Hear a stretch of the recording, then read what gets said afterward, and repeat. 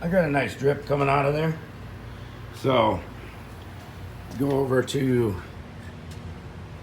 the driver's seat here. You can put a 2x4 on the brake pedal and use your seat adjustment to keep it tight. And then we'll come back over here, keeping that block of wood on there, and tighten our bleeder screw up. Just like that. And then we'll go back to our block of wood.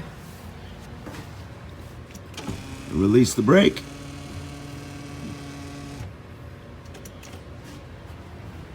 Then we'll come back over.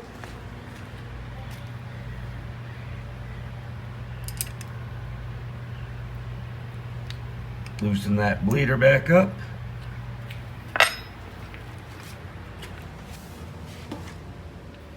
And then we can press down on that brake just by using the seat motor.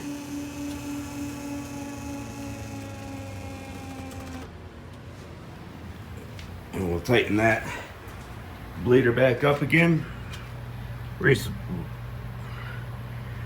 Repeat the process a few times. Make sure you got all the air out of the line.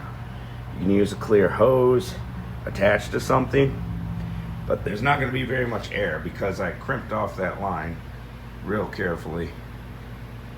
And that's how you can bleed the brakes by yourself after doing a caliper.